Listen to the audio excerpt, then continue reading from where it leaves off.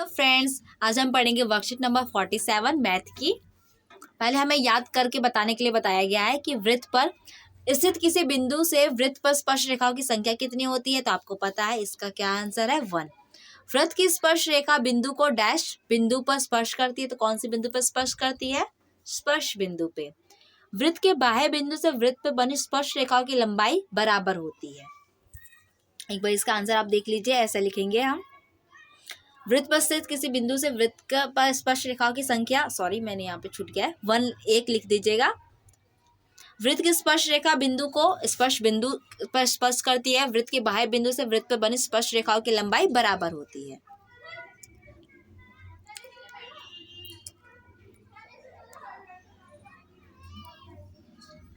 चलिए, आपको उदाहरण दिया गया है। पहला आपको उदाहरण दिया गया है, त्रिभुज ABC है, उसका परिमाप ज्ञात करना और हमें PC दिया हुआ है 28 सेंटीमीटर। ठीक है, तो ये जो आपके एग्जाम्पल्स दिए गए हैं वो सारे इसी के हिसाब से जो हमारे क्वेश्चन दिए गए हैं, तो हम क्वेश्चंस करेंगे उसी के हिसाब से, आप उसे भी आप देख लेंगे आसानी से। चलिए, हम पहला क्वेश्चन कहते हैं। पहला क्वेश्चन कह रहा है कि चित्र में C वृत्त का केंद्र है। C जो है क्या है? वृत्त का केंद्र है। ठीक है, अब इसमें हमें M का मान ज्ञात करना है। तो हमें क्या पता है कि जो चतुर्भुज होता है उसकी चारों कोनों का जो योग होता है वो कितना है? 360 डिग्री होता है। अब दो तो यहाँ पर लंब है। कैसे? स्पर्श रेखा जब त्रिज्या के साथ जब छू के जाती है तो क्या बनाती है? लंब बनाती है। तो ये दो तो लंब बन गए हमारे, और दो कितने बन गए? दो हमारे क्या बच गए? हमारे कौन बच गए? चलिए, इसका आंसर हम देखते हैं। इसका आंसर क्या होगा? त्रिभुज के चारों कोनों का योग क्या होता है? 360 डिग्री होता है। एंगल B और एंगल D क्या है हमारा? 90 डिग्री है। और 3m degree plus m degree equal to 360 degree. तो मैंने लिखा है एंगल B, कोण B और कोण D क्या है? 90 डिग्री है, क्योंकि स्पर्श रेखा त्रिज्या पे लंब बनाती है। तो हम सबको प्लस करेंगे तो क्या आएगा? 90 degree plus 90 degree plus 4m, 3m plus m क्या बन गया? 4m equal to 360। 4m अब इक्वल टू क्या बना? 360 माइनस 180। 90 को प्लस करके उधर भेज देंगे 360 के पास, तो क्या बन जाएगा? 360 minus 180। 4m equals to 180 degree. तो m क्या आया हमारा? 180 अपॉन में 4, तो 4 से 180 को काटेंगे तो हमारा क्या आंसर आएगा? 45। तो m का मान क्या है? 45 डिग्री। चलिए, दूसरा क्वेश्चन देखते हैं। हमारा दूसरा क्वेश्चन कहता है, दिया गया एक चित्र है जिसमें चित्र में x का मान ज्ञात कीजिए जहां J वृत्त का केंद्र है। क्या है? J जो है बीच वाला केंद्र है और x का हमें मान ज्ञात करना है। देखिए यहाँ पे क्या दिया हुआ है। यहाँ पर जो पॉइंट सबसे बाहर वाला जो बिंदु है वो है C या E है, तो मैंने इसको E मान के मैंने लिखा है। तो आप देखिए EH और नीचे जो है EL मान लीजिए। ठीक है, तो EH और EL क्या है? दोनों स्पर्श रेखा, और स्पर्श रेखा की लंबाई क्या होती है? बराबर होती है। तो हम दोनों क्या करेंगे? इन दोनों का जो मान है उसे बराबर कर देते हैं। चलिए देखिए, हम जानते हैं कि वृत्त के बाह्य बिंदु से वृत्त पे बनी स्पर्श रेखाओं की लंबाई बराबर होती है। तो HE इक्वल्स टू EL। तो हम क्या करेंगे? x plus 10 equals to 2x minus 1। तो x plus 10 plus 1 equals to 2x। तो हमारा आंसर क्या आया? x equals to 2x minus x। तो x का मान क्या आया? 11। ठीक है, तीसरा क्वेश्चन देखते हैं। 6 सेंटीमीटर त्रिज्या वाले वृत्त पर दो स्पर्श रेखाएं एक दूसरे के साथ 120 डिग्री का कोण बनाती है। सिद्ध करना है कि स्पर्श रेखा की लंबाई क्या होगी? 2√3 सेंटीमीटर है। त्रिज्या दी हुई है 6 सेंटीमीटर, कोण है 120 डिग्री का, और सिद्ध करना है कि स्पर्श रेखा की लंबाई 2√3 सेंटीमीटर है। तो हम सिद्ध करते हैं। पहले हम क्या देखते हैं? पहले इसका आकृति देख लेते हैं।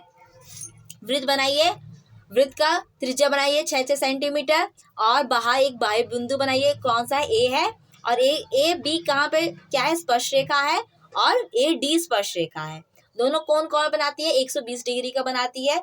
क्योंकि वो आधे आधे में बढ़ जाएगी, तो हम उसे क्या करेंगे? 60 में हम उसे बांट देते हैं। ठीक है, बीच में से जा रहा है एक, हमने लाइन खींची है, तो क्या है? दोनों को बराबर में बांट रही है। तो क्या बन रहा है? 60 डिग्री का कोण बन गया। हमें क्या क्या दिया हुआ है? त्रिज्या दी हुई है 6 सेंटीमीटर, स्पर्श रेखा 120 पर एक दूसरे को काट रही है।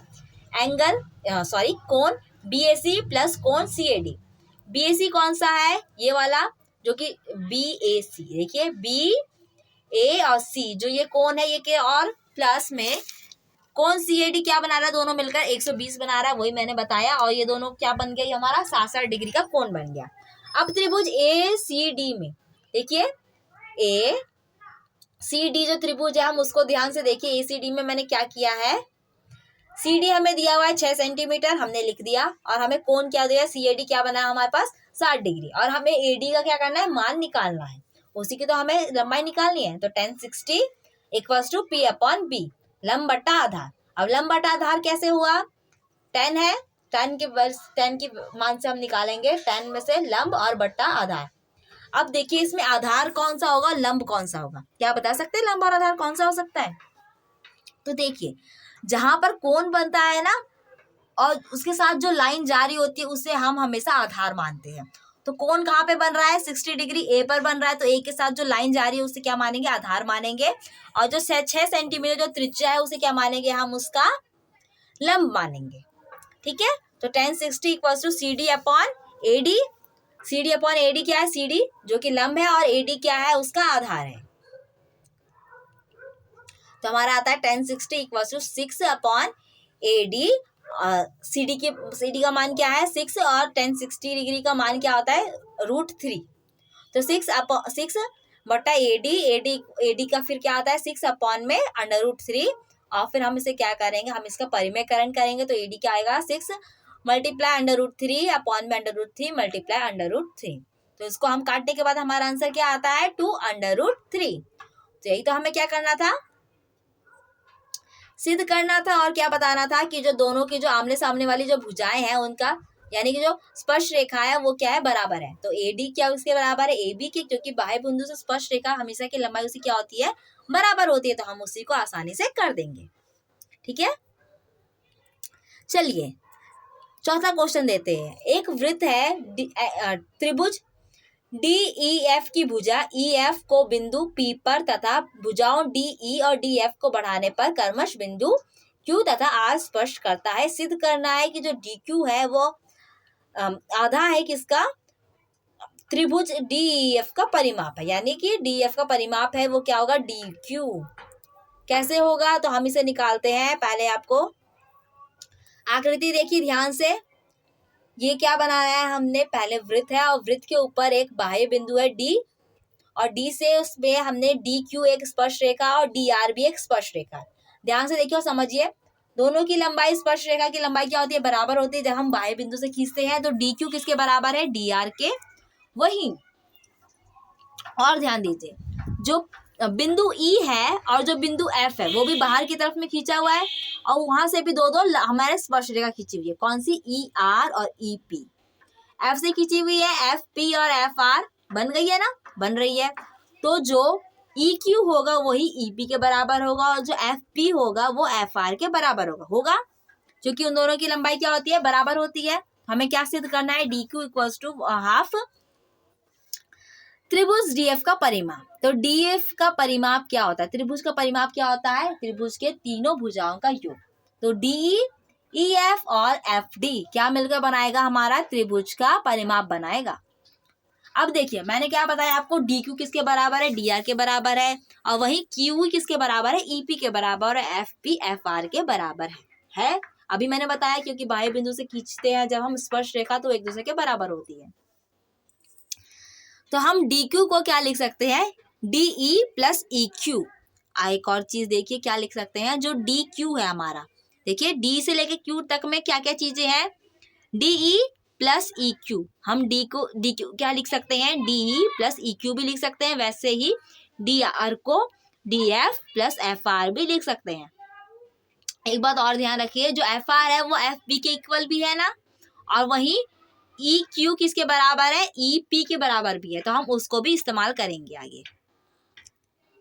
तो डी क्यू को हम क्या लिख सकते हैं, D E plus E Q, और हम ई क्यू को क्या लिख सकते हैं, D E plus E P भी लिख सकते हैं। ये हमारा तीसरा समीकरण बनता है।